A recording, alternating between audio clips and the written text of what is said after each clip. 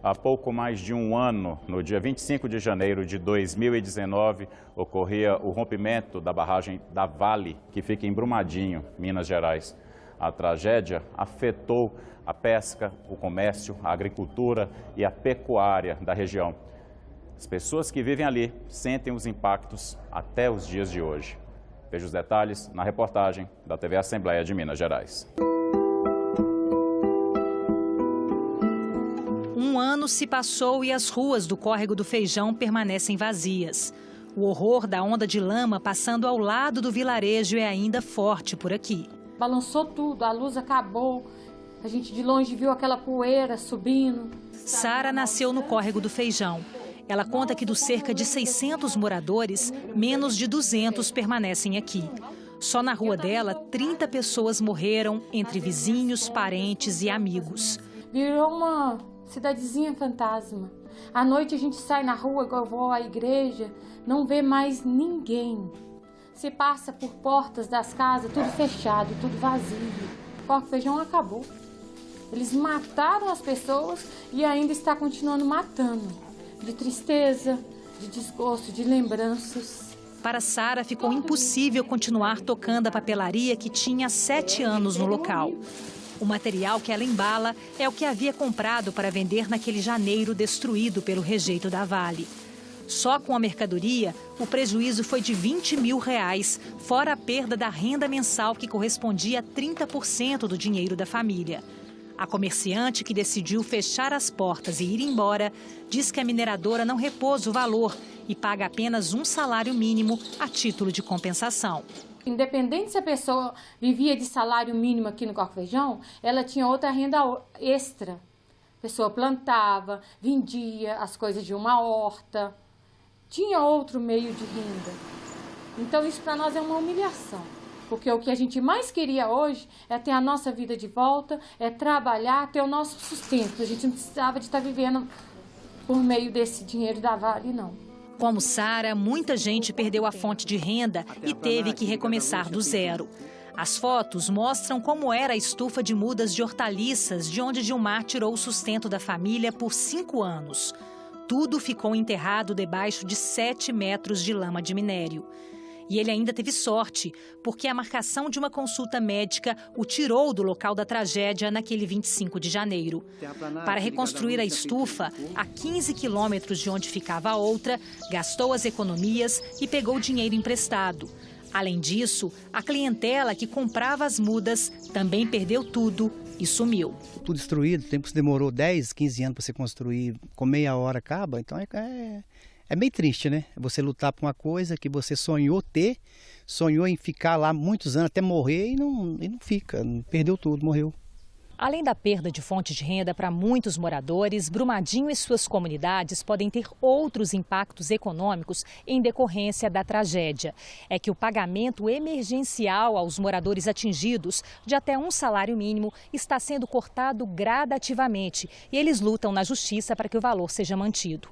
Outro temor é pela compensação que a Vale paga por perdas com a paralisação da atividade minerária. São cerca de R$3 milhões que o município recebe por mês e com previsão de ser retirado no final deste ano. Causa um prejuízo enorme. Se você imaginar que o Cefem é a principal fonte de arrecadação que o município representa indiretamente 30% do orçamento, se você ficar sem esse recurso, você tem impacto, obviamente, na saúde, em obras de infraestrutura, na educação, no meio ambiente. Então há uma necessidade de se pensar no município pós-dezembro de 2020 para que esse impacto seja o mínimo possível. Por meio do leito do rio Paraupeba, a lama da Vale foi muito além de Brumadinho e região. Viajou mais de 100 quilômetros até chegar à comunidade quilombola da Pontinha, perto de Caetanópolis, na região central. Aqui o rio era lazer, fonte de peixes e do minhocuçu, vendido para a pesca e que sustentava boa parte das 300 famílias que vivem no local. Um ano depois, as águas permanecem contaminadas, as margens escureceram de minério e os pescadores sumiram. Ninguém quer nem beirar o rio. E o que aconteceu? Com as pessoas tiveram que fazer bico? Como é que foi? A gente pegou trabalhando a dia, vai trabalhar numa fazenda, vai trabalhar em outra, mas como? A fazenda não tem serviço para dar todo mundo diária. Então trabalha uns dias lá, termina o serviço daquela fazenda, aí vai ficar um punhado de dias sem trabalhar. Às vezes pega aí outra fazenda, faz o serviço daquela fazenda ali também, já fica sem trabalhar mais uma cara de tempo. As pessoas perderam muito dinheiro. Perderam muito dinheiro e estão perdendo dinheiro. Em Pontinha, ninguém foi ressarcido pela perda da renda que vinha do Minhocuçu. Só quem está às margens do rio recebe o auxílio de um salário mínimo da Vale. Muito pouco para Thaís, que chegava a tirar R$10 mil por mês com um bar a 100 metros do Paraopeba. Hoje, sumiram os clientes e ela não pode usar nem o peixe ou a água do rio. Das margens lotadas de turistas e pescadores, ficaram só as memórias de um tempo que insiste em não voltar. A pescaria não parava, era todo dia. E tinha um movimento bom aí de muitas pessoas. Era na faixa de uns 20 pessoas, esparramado para todos os lados. Divertindo, pescando. Tem uma área ali que dá para tomar banho, eles tomavam banho. Então hoje cortou tudo, acabou tudo.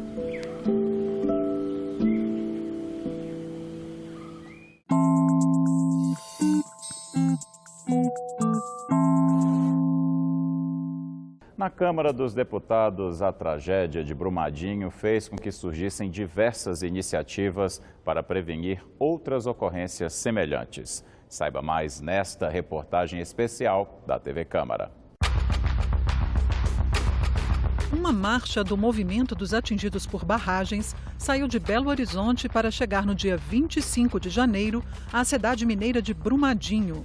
O movimento marca um ano do rompimento da barragem de rejeitos da mineradora Vale no município. Uma tragédia que matou 270 pessoas, incluindo 11 que ainda não foram localizadas em meio à lama derramada. Foram causados também grandes danos ambientais, materiais e sociais para a cidade e a região da bacia do rio Paraopeba. A tragédia gerou reações imediatas na Câmara. Foram criadas uma comissão externa que visitou as áreas atingidas em Brumadinho e outras regiões do país que têm barragens de mineração. E uma comissão parlamentar de inquérito para investigar as causas e as responsabilidades pelo rompimento da barragem.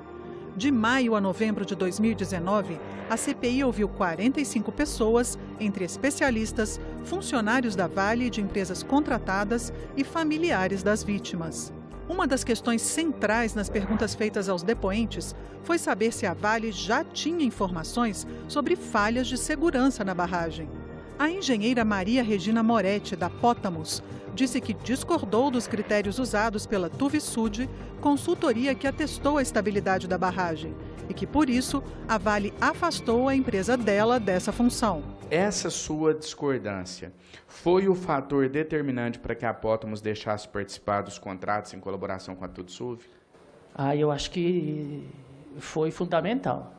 Foi fundamental eu não ter aberto mão, apesar das insistências e de outros consultores tentarem fazer com que a gente modificasse a condução dos trabalhos, a metodologia que eu estava aplicando junto com a equipe da Pótamos. Foi fundamental, eles não concordaram e passaram o serviço para a Tuvisud dar continuidade. Já o coordenador do Plano de Ação de Emergência da barragem de Brumadinho, Marco Conegundes, afirmou que não havia informações sobre riscos de rompimento e citou como exemplo sua presença frequente nas instalações da Vale, que foram soterradas pelos resíduos da barragem. No mínimo, a cada 2 meses, eu participava de reunião naqueles escritórios e frequentava o refeitório. Eu passava o dia meu inteiro, minha jornada de 8 da manhã até às 17, 18 horas, naquele local. Com base nas audiências e nos documentos obtidos, o relator da CPI, deputado Rogério Correia, apresentou parecer no dia 29 de outubro de 2019. O relatório pediu ao Ministério Público de Minas Gerais o indiciamento da Vale e da Tuvisud por crimes ambientais, e também do ex-presidente e de outros 16 funcionários da Vale e de mais 5 da Tuvisud por crimes ambientais e por homicídio doloso e lesão corporal dolosa, por terem informações sobre a possibilidade de rompimento da barragem e terem assumido o risco. No dia 5 de novembro, o texto foi aprovado por unanimidade. O plenário da CPI foi tomado por retratos das vítimas da tragédia, cartazes e manifestações emocionadas de quem perdeu familiares na tragédia de Brumadinho. Quem comprou e quem vendeu aquele atestado de barragem sabia o que estava sendo negociado. E o que estava sendo negociado eram as nossas joias, era a vida deles. A minha filha está lá até hoje ainda. Então, o que eu peço, senhor deputado, que essas pessoas que fez esse crime, que seja punido e preso. No último dia 21 de janeiro, o Ministério Público Mineiro denunciou a Vale, a Tuvisud e 16 pessoas à justiça por crimes em Brumadinho.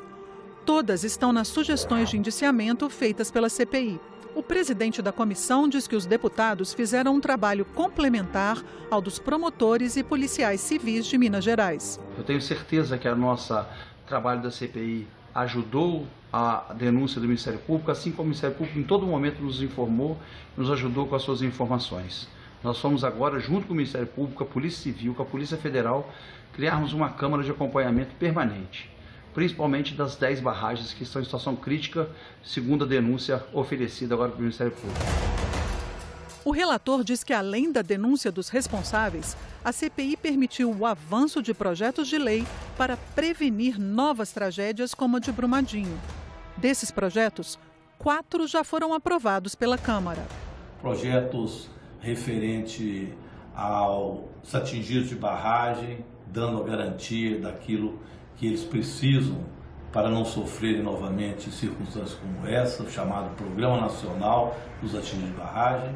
Também o ecocídio, considerando como crime as ações ambientais de empresas que são responsáveis por isso, melhorando também as condições de segurança da barragem, um terceiro projeto, impedindo barragens desse tipo ao montante, e um outro também que ajuda muito na defesa civil, dando a ela maior consistência. Esses 4 estão no Senado. A Vale divulgou nota em que discorda da sugestão de indiciamento de funcionários e executivos que a CPI recomenda de forma verticalizada com base em cargos ocupados. Considera fundamental uma conclusão pericial, técnica e científica sobre as causas do rompimento da barragem antes que sejam apontadas responsabilidades. E conclui que a Vale e seus empregados permanecerão colaborando com as autoridades e com órgãos que apuram as circunstâncias do rompimento. Na nota que divulgou, a Tuvisud diz que as causas do rompimento da barragem ainda não foram esclarecidas de forma conclusiva, que as investigações oficiais continuam e que a empresa continua oferecendo cooperação às investigações.